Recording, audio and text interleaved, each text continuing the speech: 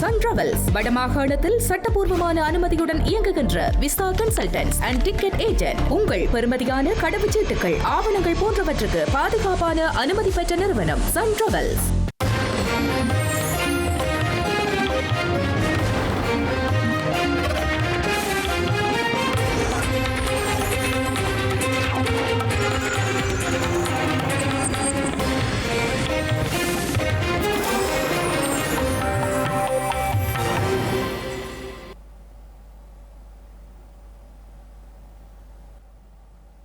வணக்கம். இது ஐபிசி தமிழின் பிரதான செய்திகள். முதலில் தலைப்புச் செய்திகள். தையிட்டி வழக்குகள் விசாரணை செய்யாது தவணையிடப்படுவதாக வேலன் சுவாமி குற்றச்சாட்டு. போராட்டம் தொடரும் எனவும் தெரிவிப்பு.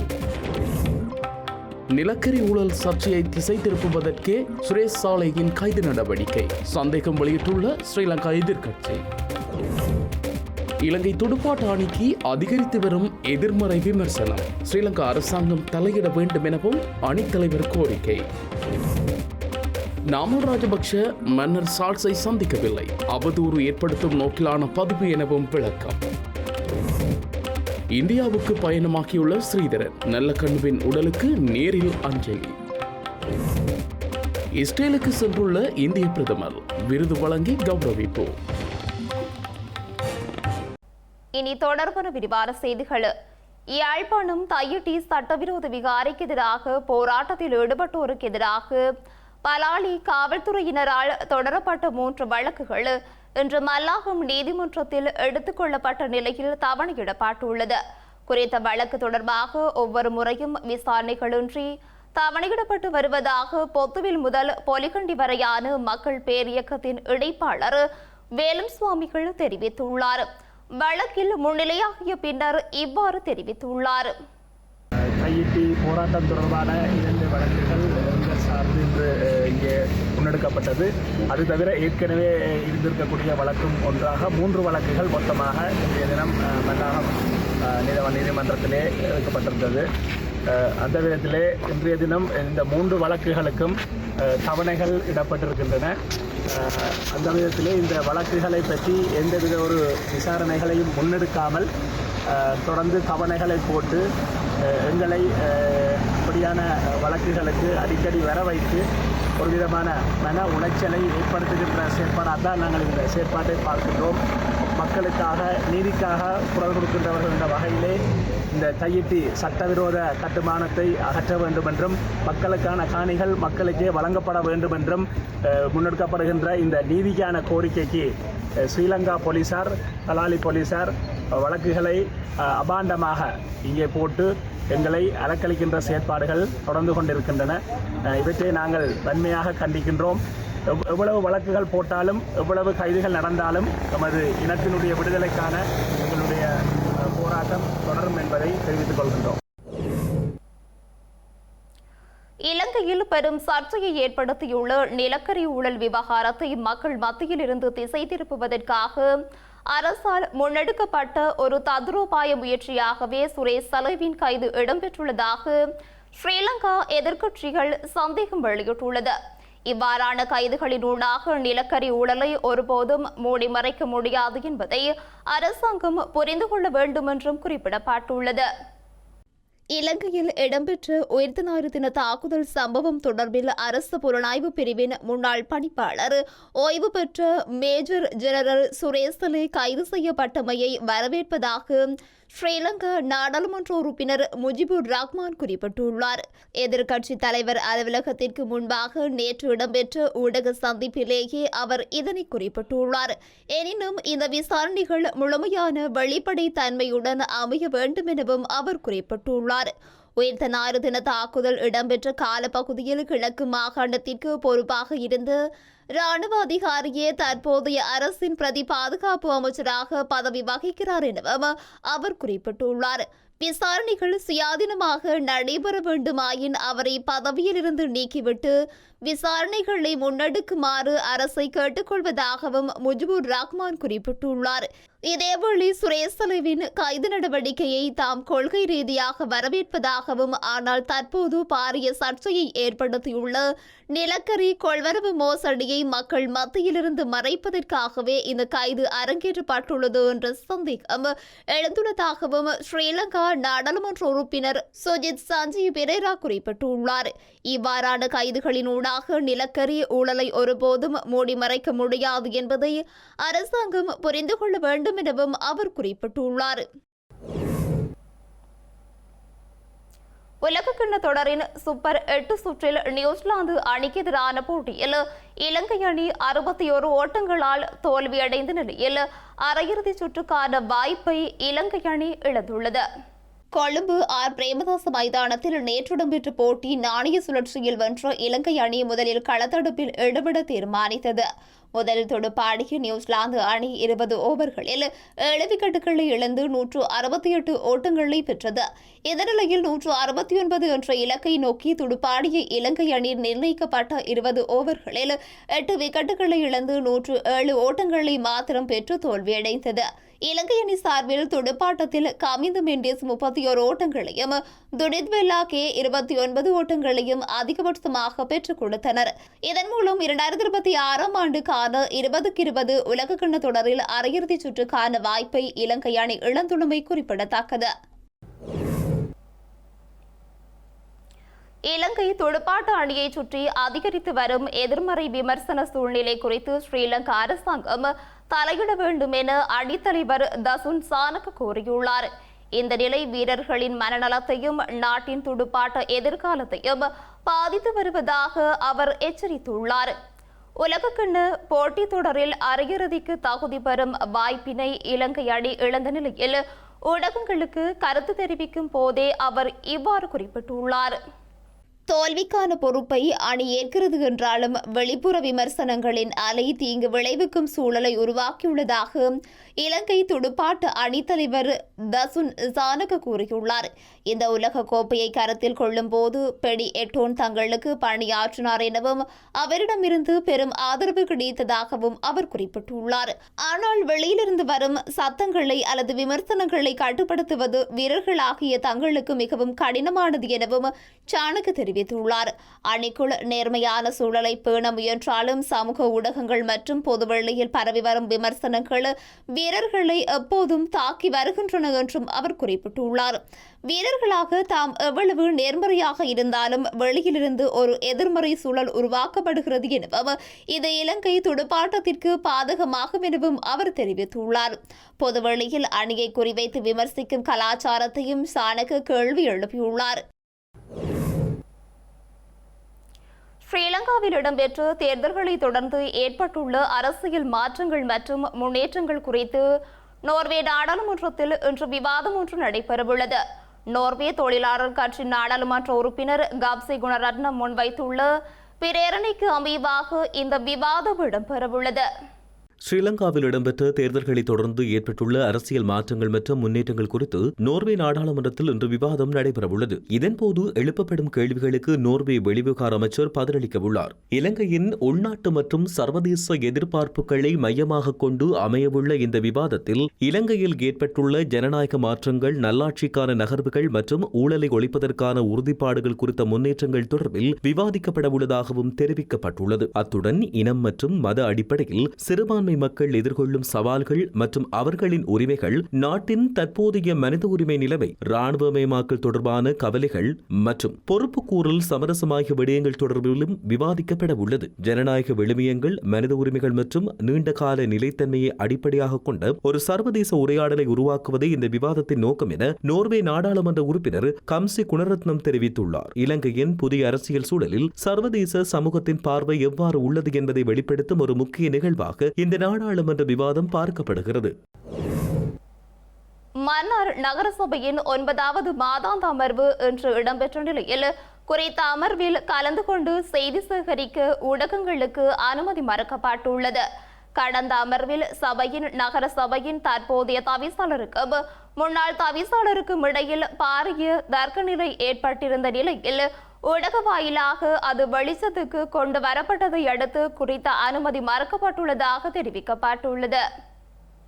மன்னார் நகரசபையின் 9வது மாதாந்த அமர்வு இன்று வியாழக்கிழமை காலை 10 மணியளவில் தலைவர் டானியல் வசந்தன் தலைமையில் ஆரம்பமானது. எனினும் குறித்த மாதாந்த அமர்வில் பிராந்திய ஊடகவியலாளர்களுக்கு கலந்து கொள்ள அனுமதி மறுக்கப்பட்டுள்ளது. நகரசபை மாதாந்த அமர்வில் கலந்து கொண்டு செய்தி சேகரிக்க ஊடகங்களுக்கு நகரசபையின் தவிசாளரினால் எழுத்து மூலம் அனுமதி வழங்கப்பட்டு வந்தது. எனினும் இன்றைய தினம் வியாழக்கிழமை மன்னார் நகர சபையின் 9வது அமர்வு இடம்பெற்றுள்ள நிலையில் ஊடகங்களுக்கு அனுமதி வழங்கப்படவில்லை. கடந்த அமர்வில் சபையில் சில உறுப்பினர்கள் தவிசாளர்களுக்கு எதிராக பல்வேறு கருத்துக்களை முன்வைத்ததுடன் நகர சபையின் தற்போதைய தவிசாளருக்கும் முன்னாள் தவிசாளருக்கும் இடையில் பாரிய தர்க்க நிலை ஏற்பட்டிருந்தது. இந்த நிலையில் குறித்த தர்க்க நிலை ஊடகங்களில் வெளியாகிய நிலையில் மக்கள் மத்தியில் பாரிய விமர்சனங்களை ஏற்படுத்தியிருந்தது. இதன் காரணமாக இன்றைய தினம் இடம்பெற்ற நகர சபையின் 9வது அமர்வுக்கு செய்தி சேகரிக்க ஊடகங்களுக்கு அனுமதி வழங்கப்படவில்லை எனவும் தெரிவிக்கப்பட்டுள்ளது. இலங்கை தமிழரசு கட்சியின் நாடாளுமன்ற உறுப்பினர் சிவஞானம் ஸ்ரீதரன் இந்தியா சென்றுள்ள நிலையில் இந்திய கம்யூனிஸ்ட் கட்சியின் மூத்த தலைவர் நல்லக்கண்ணுவின் உடலுக்கு நேரில் சென்று அஞ்சலி செலுத்தியுள்ளார். இந்திய கம்யூனிஸ்ட் கட்சியின் மூத்த தலைவர் நல்லக்கண்ணு தனது 101வது வயதில் உடல்நலக்குறைவு காரணமாக நேற்றைய தினம் உயிரிழந்துள்ளார். சென்னையில் உள்ள சிபிஐ அலுவலகத்தில் அவரது உடல் இறுதி அஞ்சலிக்காக வைக்கப்பட்டுள்ளது. தமிழக முதல்வர் ஸ்டாலின் உட்பட பல்வேறு அரசியல் கட்சி தலைவர்கள் முக்கிய பிரபலங்கள் அவருடைய உடலுக்கு அஞ்சலி செலுத்தி வருகின்றனர். அந்த வகையில் இலங்கை தமிழரசு கட்சியின் நாடாளுமன்ற உறுப்பினர் சிவஞானம் ஸ்ரீதரன் தமிழகத்திற்கு சென்று நல்லக்கண்ணுவிற்கு உடல் அஞ்சலி செலுத்தியுள்ளார். இந்திய சுதந்திர போராட்டத்தில் பங்காற்றியதுடன் ஒடுக்கப்பட்ட மக்களின் உரிமைகளுக்காக தனது வாழ்நாளை முழுமையாக அர்ப்பணித்து பெருந்தகை நல்லக்கண்ணு ஐயாவிற்கு நேரில் சென்று இறுதி அஞ்சலி செலுத்தினேன் என தனது சமூக வலைதள பதிவில் சிவஞானம் ஸ்ரீதரன் குறிப்பிட்டுள்ளார். எளிமை, நேர்மை, சமூக நீதி, சமத்துவம் ஆகிய உயரிய மதிப்புகளின் உருவாக வாழ்ந்த அவர் தலைமுறைகள் கடந்தும் வழிகாட்டு மொழியாக நிலைத்திருப்பார் எனவும் அவர் குறிப்பிட்டுள்ளார். அத்துடன் அவரது மறைவு அரசியல் உலகிற்கும் சமூக நீதிக்காக போராடும் மக்களுக்கும் ஈடு செய்ய முடியாத பேரிழப்பாகும் என்றும் அவர் பதிவிட்டுள்ளார். இந்தியாவின் முக்கிய இடதுசாரி தலைவரும் இந்திய கம்யூனிஸ்ட் கட்சியின் தலைவராகவும் இருந்து தமிழகத்தின் மூத்த அரசியல் தலைவர்களில் ஒருவரான நல்லக்கண்ணுவிற்கு நாடாளுமன்ற உறுப்பினர் கஜேந்திரகுமார் பொன்னம்பலம் இரங்கல் தெரிவித்துள்ளார். இந்திய மக்களை மாத்திரமல்லாமல் ஈழத்தமிழர்களையும் நெஞ்சிருத்திய ஒரு மாமனிதர் மறைந்து விட்டார் என அவர் குறிப்பிட்டுள்ளார். இந்தியாவின் முக்கிய இடதுசாரி தலைவரும் இந்திய கம்யூனிஸ்ட் கட்சியின் தலைவராகவும் இருந்து தமிழகத்தின் மூத்த அரசியல் தலைவர்களில் ஒருவருமான நல்லக்கண்ணு நேற்று மதியம் தனது 101வது வயதில் காலமாகியுள்ளார். ஸ்ரீலங்கா அரசு 2009ஆம் ஆண்டு தமிழ் தேசியத்திற்கு எதிராக ஈவிரக்கமற்ற யுத்தத்தை நடத்தி கொண்டிருந்த போது தமிழகம் அதற்கு எதிராக கொந்தளித்தது. இதன்போது தமிழகத்தின் பல்வேறு கட்சிகளையும் ஒருங்கிணைத்து மக்களை ஒன்று திரட்டி மாபெரும் போராட்டங்களை நடத்திய இலங்கை தமிழர் பாதுகாப்பு இயக்கத்தை தோற்றுவித்ததில் நல்லக்கண்ணு ஆற்றிய பங்கு அளப்பெரியது. அது மட்டுமல்லாமல் ஹைதராபாத்தில் இந்திய கம்யூனிஸ்ட் கட்சியின் அகில இந்திய மாநாடு நடைபெற்ற போது ஈழத்தமிழர்களுக்கு ஆதரவாக தீர்மானம் நிறைவேற்றியதில் முன்னின்று உழைத்த பெருமையும் இவரையே சாரம். அரசியல் அடக்குமுறைகளுக்கு பெரும் பண்ணையாளர்களின் குடியானவர்கள் மீதான ஒடுக்குமுறைகளுக்கும் சாதிய தீண்டாமைகளுக்கும் எதிராக எண்ணற்ற பெரும் போராட்டங்களை முன்னிறுத்தி நடத்தியமைக்காக 7 ஆண்டுகளும் கடும் சிறைவாசம் அனுபவித்தவர். விடுதலையான பின்பு முன்பை விட சமத்துவ சமுதாயம் காண்பதற்கு வேகமாகவும் தீவிரமாகவும் அவர் களப்பணியாற்றியதை உலக தமிழர்கள் என்றும் நினைவிற்கொள்வார்கள். இந்திய கம்யூனிஸ்ட் கட்சியின் மாநில செயலாளராக ஒருவர் 2 முறை மட்டுமே பொறுப்பு வகிக்க முடியும். ஆனால் நல்லக்கண்ணுவின் நேர்மை, எளிமை, உறுதி, தன்னலமுற்ற தியாக வாழ்வு ஆகியவற்றை கருத்தில் கொண்டு கட்சியும் மக்களும் அவர் மீது பேரன்பு கொண்டிருந்த நிலையில் அவரால் இந்திய நாடாளுமன்ற தேர்தல்களில் போட்டியிட்டு பெரும் பதவிகளை கூட பெற்றிருக்க முடியும். ஆனால் பதவிகளை பெற்றிட விரும்பாத பெருந்தகையாளர் எழுத்தாளராக வாழ்ந்து மறைந்தார் என்று நாடாளுமன்ற உறுப்பினர் கஜேந்திரகுமார் பொன்னம்பலம் தெரிவித்துள்ளார். இந்திய மக்களை மாத்திரமல்லாது ஈழத்தமிழர்களையும் நெஞ்சிருத்தி வாழ்நாள் பூராகவும் செஞ்சூரியனாக ஒளிர்ந்த நல்லகண்ணு ஐயாவுக்கு தமிழ் தேசிய பேரவையினராகிய நாம் ஈழத்தமிழ் மக்கள் சார்பில் அஞ்சலியை செலுத்துவதாக அவர் குறிப்பிட்டுள்ளார். ஸ்ரீலங்கா பொதுஜன பெரமுனவின் தேசிய அமைப்பாளரும் நாடாளுமன்ற உறுப்பினருமான நாமல் ராஜபக்ஷ பிரித்தானிய மன்னர் சார்ல்ஸை சந்தித்ததாக தெரிவித்தது பொய் என அவரின் ஊடகப் பிரிவு குறிப்பிட்டுள்ளது. பிரித்தானியாவின் புகழ்பெற்ற கேம்பிரிட்ஜ் மற்றும் ஆக்ஸ்போர்ட் விவாத சங்கங்களின் அழைப்பின் பேரில் விசேட விரிவுரைகளை நிகழ்த்த சென்ற நாமலுக்கு லண்டனில் புலம்பெயர் தமிழர்களின் எதிர்ப்பை அடுத்து அந்த நிகழ்வுகள் இடைநிறுத்தப்பட்டுள்ளன. அதன் தாக்கத்தில் நாமல் இங்கிலாந்தில் பல பிரபலங்களை சந்தித்தார் என தகவல்கள் வெளியிடப்பட்டது. அந்த வரிசையில் இங்கிலாந்து மன்னர் சார்ல்ஸை சந்தித்தார் என்ற செய்தி சமூக ஊடகங்களில் வெளியிடப்பட்டிருந்தது. சமூக ஊடகங்களில் வெளியிடப்பட்டுள்ள குறித்த படம் செயற்கை தொழில்நுட்பத்தில் அல்லது போலியாக செய்யப்பட்ட புகைப்படமாகும் என நாமல் ராஜபக்ஷவின் ஊடக பிரிவு அறிக்கையொன்றை வெளியிட்டுள்ளது. இது நாடாளுமன்ற உறுப்பினர் நாமல் ராஜபக்ஷவிற்கு அவதூறு ஏற்படுத்தும் நோக்கில் புனையப்பட்டதாகும் என ஊடகப் பிரிவு அறிவித்துள்ளது.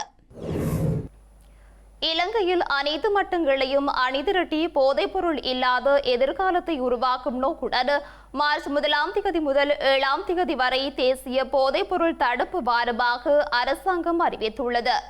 போதைப்பொருள் தடுப்பு நடவடிக்கைகளுக்காக முன்னுரிமை அளிக்குமாறு அனைத்து நிறுவனங்கள், மாகாண சபைகள் மற்றும் உள்ளூராட்சி அமைப்புகளை பொது நிர்வாக அமைச்சகம் அறிவுறுத்தியுள்ளது. இலங்கையில் போதைப்பொருள் நெருக்கடியை ஒழிப்பதற்கான முக்கிய நடவடிக்கையாக மார்ச் 1 முதல் 7 வரை தேசிய போதைப்பொருள் தடுப்பு வாரமாக ஸ்ரீலங்கா அரசாங்கம் அறிவித்துள்ளது. போதைப்பொருள் அச்சுறுத்தலை எதிர்கொள்ள ஜனாதிபதி அனுரகுமார திசாநாயக்கவால் முன்னெடுக்கப்பட்ட முழு நாடு ஒன்றாக திட்டத்தின் ஒரு பகுதியாக இந்த முயற்சி மேற்கொள்ளப்படுகிறது. இந்த நிலையில் அனைத்து நிறுவனங்கள், மாகாண சபைகள் மற்றும் உள்ளூராட்சி அமைப்புகள் அடுத்த வாரம் போதைப்பொருள் தடுப்பு நடவடிக்கைக்கு முன்னுரிமை அளிக்குமாறும் பொது நிர்வாக அமைச்சகம் அறிவுறுத்தியுள்ளது. உத்தியோகபூர்வ வழிகாட்டலின்படி நாட்டில் இளைஞர்களை பாதுகாப்பதற்கான சமூக விழிப்புணர்வு ஈடுபாட்டில் கவனம் செலுத்தப்படும் என்று தெரிவிக்கப்பட்டுள்ளது. கல்வி மற்றும் பிராந்திய நடவடிக்கைகள் மூலம் போதைப்பொருள் இல்லாத எதிர்காலத்தை பாதுகாக்க அரசாங்கத்தின் அனைத்து மட்டங்களையும் அணிதிரட்டுவதே இந்த திட்டத்தின் நோக்கம் என்றும் தெரிவிக்கப்பட்டுள்ளமை குறிப்பிடத்தக்கது. ஸ்ரீலங்கா அரசாங்கத்தினால் தற்போது புதிதாக முன்மொழியப்பட்டுள்ள அரசாங்கத்தை பயங்கரவாதத்திலிருந்து பாதுகாக்கும் சட்டவரைவானது மக்களை முட்டாளாக்கும் செயற்பாடு என தெரிவிக்கப்பட்டுள்ளது. புதிதாக முன்மொழியப்பட்டுள்ள பயங்கரவாத எதிர்ப்பு சட்ட வரைவு பற்றியும் இது சட்டமாக நிறைவேற்றப்பட்டால் அது மக்களுக்கு மிகப்பெரிய சவாலாக அமையும் எனவும் தெரிவிக்கப்பட்டுள்ளது. ஸ்ரீலங்கா அரசாங்கத்தால் தற்போது புதிதாக முன்மொழியப்பட்டுள்ள அரசாங்கத்தை பயங்கரவாதத்திலிருந்து பாதுகாக்கும் சட்டவரைவு தொடர்பில் மட்டக்களப்பு கல்லடியில் நேற்றைய தினம் கலந்துரையாடல் ஒன்று இடம்பெற்றுள்ளது. குறித்த கலந்துரையாடலானது கிழக்கு மாகாண ஊடகவியலாளர் ஒன்றியத்தின் ஏற்பாட்டில் அதன் தலைவர் வடிவேல் சக்திவேல் தலைமையில் நடைபெற்றது. புதிதாக முன்மொழியப்பட்டுள்ள பயங்கரவாத எதிர்ப்பு சட்ட வரைவு பற்றியும் இது சட்டமாக நிறைவேற்றப்பட்டால் அதன் தாக்கம் பற்றியும் இங்கு விரிவாக கலந்துரையாடப்பட்டுள்ளது. மட்டக்களப்பில் கிராமிய குளங்களில் முதலைகளின் நடமாட்டம் அதிகரித்து காணப்படுவதாக குறித்த பகுதி மக்கள் தெரிவித்துள்ளனர். மட்டக்களப்பு மாவட்டம் போரதீவு பற்று பிரதேசத்தில் உள்ள வெள்ளாவலி, கோவில் போரதீவு, பொருகாமம் ஆகிய பல பகுதிகளில் காணப்படும் கிராமிய குளங்களில் முதலைகளின் நடமாட்டம் காணப்படுவதாக அந்த பகுதி மக்கள் தெரிவித்துள்ளனர். கடந்த காலங்களிலும் குளங்களில் இவ்வாறு முதலைகளின் நடமாட்டம் அதிகரித்து காணப்பட்டதனால் மேய்ச்சலுக்கு சென்ற ஆடு மாடுகளை முதலைகள் வேட்டையாடிய சம்பவங்களும் உண்டு எனவும் சுட்டிக்காட்டியுள்ளனர். எனவே இதனை கருத்தில் கொண்டு அந்த பகுதிக்கு ஆடு மாடுகளை மேய்ப்பதற்காக செல்பவர்களும் தமது கால்நடைகள் விடயத்திலும் மிக அவதானத்துடன் நடமாடுமாறும் அந்த பகுதி சமூக ஆர்வலர்கள் தெரிவிக்கின்றனர். இந்திய பிரதமர் மோடி 2 நாள் பயணமாக நேற்று இஸ்ரேலுக்கு சென்றடைந்துள்ள நிலையில் அவரை விமான நிலையத்தில் இஸ்ரேல் பிரதமர் பெஞ்சமின் நெதன்யாகு நேரில் சென்று வரவேற்றுள்ளார். பின்னர் ஜெருசலேமுக்கு சென்ற பிரதமர் மோடி அந்த நாட்டு நாடாளுமன்றத்தில் உரையாற்றியுள்ளார். இதன்போது பிரதமர் மோடிக்கு நெசட் சபாநாயகர் விருது வழங்கப்பட்டுள்ளது. பாதுகாப்பு, ஒத்துழைப்பு, இருதரப்பு முதலீட்டு ஒப்பந்தம், சுதந்திர வர்த்தக ஒப்பந்த பேச்சுவார்த்தைகளை இன்று முன்னெடுக்க உள்ளார். செய்திகளின் நிறைவாக மீண்டும் தலைப்புச் செய்திகள். தையிட்டி வழக்குகள் விசாரணை செய்யாது தவணையிடப்படுவதாக வேலன் சுவாமி குற்றச்சாட்டு. போராட்டம் தொடரும் எனவும் தெரிவிப்பு. நிலக்கரி ஊழல் சர்ச்சையை திசை திருப்புவதற்கே சுரேஷ் சாலையின் கைது நடவடிக்கை சந்தேகம் வெளியிட்டுள்ள ஸ்ரீலங்கா எதிர்க்கட்சி. இலங்கை துடுப்பாட்ட அணிக்கு அதிகரித்து வரும் எதிர்மறை விமர்சனம். ஸ்ரீலங்கா அரசாங்கம் தலையிட வேண்டும் எனவும் அணித்தலைவர் கோரிக்கை. நாமல் ராஜபக்ஷ மன்னர் சார்ல்ஸை சந்திக்கவில்லை, அவதூறு ஏற்படுத்தும் நோக்கிலான பதிவு எனவும் விளக்கம். இந்தியாவுக்கு பயணமாகியுள்ள ஸ்ரீதரன், நல்லக்கண்ணுவின் உடலுக்கு நேரில் அஞ்சலி. இஸ்ரேலுக்கு சென்றுள்ள இந்திய பிரதமர், விருது வழங்கி கௌரவிப்பு. இத்துடன் ஐபிசி தமிழின் செய்திகள் நிறைவு பெற்றன. உடனுக்குடன் செய்திகளை அறிந்து கொள்ள ibctamil.com என்ற நமது இணையதளத்தினை பார்வையிடுங்கள். வணக்கம்.